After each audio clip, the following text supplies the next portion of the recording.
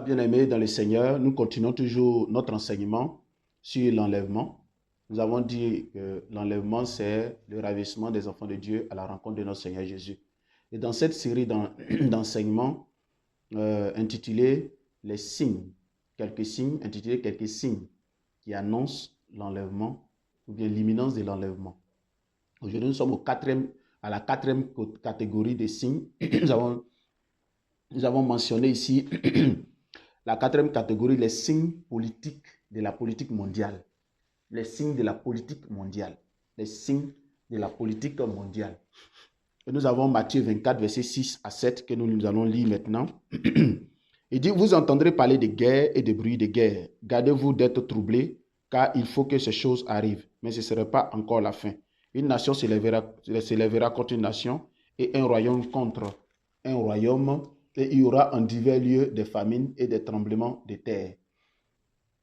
Alléluia. Donc, dans cette quatrième catégorie des signes de la fin des temps, nous avons la politique mondiale. Voilà, la politique mondiale.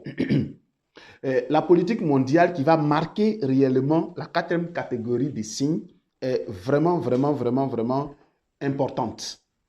Parce que la politique mondiale aujourd'hui est guidée par les révélations de notre Seigneur Jésus, les révélations apostoliques, apocalyptiques, les révélations de Daniel et les révélations de notre Seigneur Jésus dans Matthieu 24 et Matthieu 21, chapitre 21, et Luc chapitre 21, excusez-moi. Donc je disais Daniel, Apocalypse, Matthieu chapitre 24 et Luc chapitre 21. Que le Seigneur nous bénisse.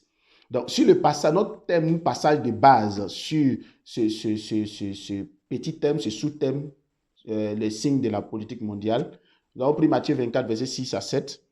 Nous avons dit ici que vous entendez parler de guerre et de bruit de guerre. La Bible nous dit que dans les temps de la fin, les signes qui vont marquer l'avènement de notre Seigneur Jésus, il y aura des guerres et des bruits de guerre. Oui, il dit une nation s'élèvera contre une nation. Voilà. En divers lieux, on va entendre ces genres de choses. Bien aimé, les guerres de ce 20e et de ce 21e siècle ont été les plus dévastatrices de tous les temps.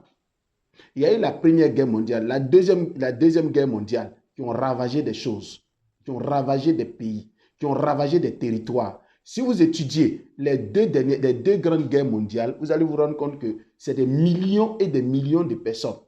Par exemple, en Russie, on nous parle de près de 37 millions de personnes, d'autres parlent de 47 millions de personnes. En Allemagne, entre l'Allemagne et la Pologne, on nous parle de plus de 6 millions d'Hébreux ou bien de Juifs qui ont été éradiqués. Dans certains territoires, les Français, on n'en parle pas. Les Allemands, on n'en parle pas. Les Anglais, on n'en parle pas. Et encore quelques Américains. Et dans tout cela, sans compter nos parents qui y ont participé, c'est-à-dire quoi, l'Afrique aussi était à ce rendez-vous-là. Et beaucoup de nos parents sont partis à cette guerre-là et ils ne sont plus revenus. Donc, ces guerres-là ont causé tellement de désastres sans précédent de toutes les guerres, même les guerres bibliques, c'est-à-dire la bataille de Jéricho, la bataille d'Haï, les guerres d'Indochine, les guerres du Vietnam, tout et tout ça. Mais nous voyons que dans ces temps-là, ces guerres-là ont tellement détruit que cela nous interpelle. C'est un signe. Mais nous n'arrêtons pas là concernant les guerres. Aujourd'hui, vous voyez en Syrie, par exemple. En Syrie, il y a une guerre qui dure depuis des années. Et là-bas, en Syrie, ce que vous devez savoir, toutes les grandes puissances sont représentées. L'Angleterre est représentée là-bas. Les États-Unis sont présents là-bas. La France est présente. L'Allemagne, par le biais de son alliance avec l'OTAN, est présente là-bas. La Russie est présente là-bas. L'Iran est présente là-bas parce que l'Iran soutient le Hezbollah. L'Iran soutient le Hezbollah libanais. L'Iran finance et arme le Hezbollah. L'Iran soutient aussi le gouvernement de Bachar el-Assad, c'est-à-dire la Syrie. Et en plus de ça, il y a Israël. Israël aussi qui est présent là-bas. Il y a toutes ces grandes puissances, toutes ces grandes puissances sont présentes. Même la Corée du Nord est impliquée, la Chine aussi est impliquée. Donc, cet endroit-là, aujourd'hui, marque comme une sorte de point culminant. pour préparer Armageddon. Mais on aura le temps de revenir là-dessus. Ça veut dire quoi? Nous entendons parler de bruit de guerre et encore, ces guerres se passent sous nos yeux aujourd'hui. Et encore, concernant les guerres, le territoire européen a été toujours un exemple où il n'y avait pas de guerre. Mais aujourd'hui, le territoire européen est miné par des guerres. Quand on prend par exemple l'Ukraine, il y a eu d'abord la guerre de Kosovo, ainsi de suite, ancienne Yougoslavie aujourd'hui divisée, cassée en plusieurs morceaux. On appelle la guerre de Kosovo. Et après ça, nous avons eu d'autres guerres. Mais aujourd'hui, la guerre la plus marquante, c'est la guerre de l'Ukraine. Et au moment où je vous parle, l'Ukraine est divisée, je dirais, en 4 parties. D'abord, le territoire de la Crimée a été arraché à l'Ukraine par la Russie. Aujourd'hui, le territoire de la Crimée n'appartient plus à l'Ukraine, mais appartient à la Russie. Et en deuxième position, il y a les territoires de Sébastopol et ses environs qui appartiennent, on appelle le Donbass, qui appartiennent directement aux séparatistes, on les appelle les séparatistes, qui sont là-bas et ils gèrent. Et il y a la partie de choses, comment on appelle ça, la partie de Kiev, la capitale, qui est restée attachée à l'Union européenne. Mais je vais venir tout à l'heure sur l'Union européenne. Et il y a une petite partie encore qui, elle aussi, elle s'est dit autonome, mais qui travaille avec les séparatistes. Donc l'Ukraine est dépecée en 4 morceaux. Les 3 autres morceaux sont rattachés, la Crimée officiellement à la Russie, et les 2 autres parties sont rattachées de façon indirectement à la Russie. Et l'autre partie, Kiev, est attachée à l'Union européenne, l'Occident financé par les États-Unis et l'Union européenne. Ça, c'est sur nos yeux. Nous vivons cela. Nous vivons cela aujourd'hui. Nous voyons les attentats. Aujourd'hui, même en Europe, on n'est pas à l'abri des attentats. Les kamikazes, tout et tout ça, ça c'est des bruits de guerre. On les appelle les terroristes, c'est des bruits de guerre. Vous allez au Nigeria avec Boko Haram, ça c'est les bruits de guerre. Nous allons au Burkina, même en Côte d'Ivoire où nous sommes. En Côte d'Ivoire, il y a eu la guerre. En 2002, il y a eu la guerre. En 2011, il y a eu la guerre. Et là où nous sommes, là, nous ne savons même pas ce qui arrive. Ça veut dire simplement que aujourd'hui, ce n'est plus une question de dire non, il y a la guerre au Libéria, il y a la guerre en Somalie. Non. Si vous parlez de la Somalie, là, c'est autre chose. Les Chebabs, chaque jour, ils tuent. Je vais dire simplement aujourd'hui, la guerre est devenue comme petit déjeuner. La guerre est devenue comme la nourriture, notre nourriture quotidienne. Quand vous zappez la télé, vous verrez ces genres d'informations alarmantes, terribles et catastrophiques.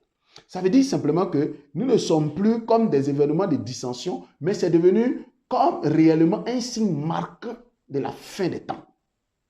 La fin des temps. Et la Bible dit encore que quoi? Il aura des mouvements. Voilà, de la fin des temps, il aura des mouvements. Et pendant ces guerres-là, il y a eu des gens comme les Hitler, il y a eu des gens comme les Charlemagne, il y a eu des guerres. Tous ces gens-là ont mené des guerres. Et ils ont mené des guerres pour pouvoir créer une sorte d'Europe, une sorte de puissance européenne qui avait été prophétisée par Daniel. Il avait été prophétisé que l'Empire romain allait se reconstituer. Mais Hitler n'a pas réussi. Comme Charlemagne n'a pas réussi. Tous ces gens qui ont mené des guerres pour pouvoir créer une Europe unie, ça n'a pas marché jusqu'au temps où la prophétie avait été annoncée. Où la prophétie devait s'accomplir. Et aujourd'hui, l'Union européenne est formée. Sachez bien aimé que l'Union européenne aujourd'hui, ce n'est pas l'Union européenne que vous voyez. L'Union européenne, c'est l'Empire romain qui s'est reconstitué. L'Empire romain qui a sémé le désordre dans le monde, jadis dans le monde, qui a colonisé Israël. L'Empire romain, c'est les mêmes Romains qui ont crucifié le Seigneur Jésus, qui était en Israël, etc., etc. Donc, ce même royaume-là s'est reconstitué. Le Seigneur a dit, quand l'Empire romain va se reconstituer, nous devons savoir qu'il est à la porte. Et cela est là aujourd'hui. L'Union européenne est là aujourd'hui. Nous voyons aussi l'OTAN. L'OTAN qui est une alliance de guerre. C'est une alliance de guerre qui réunit et l'Amérique et ses alliés européens et quelques alliés du Moyen-Orient, par exemple la Turquie, voilà, etc., etc. Donc, nous voyons ces signes-là pour nous dire quoi? Pour nous dire qu'aujourd'hui, ces signes se manifestent au-devant de nous. Ces signes se manifestent au-devant de nous. Ces signes s'accomplissent aujourd'hui au-devant de nous. Aujourd'hui, tous les pays sont armés et ils attendent le bouton pour pouvoir, ils attendent le signal pour enflammer le monde. Donc, qu'est-ce que nous devons faire aujourd'hui? Nous voyons ces signes-là se manifester au-devant de nous. La politique mondiale aujourd'hui est gérée par les plus puissants, par la guerre. par la destruction. Donc nous devons nous préparer parce que réellement, le Seigneur nous a dit, quand vous allez voir ces signes-là, sachez qu'il est à la porte. Une nation se lèvera contre une nation. Les nations aujourd'hui sont braquées les unes contre les autres. Bien, préparons-nous, car pour cette quatrième catégorie de signes, que la politique mondiale aujourd'hui est dominée par les guerres. Que le Seigneur nous bénisse, que sa grâce soit sur notre vie.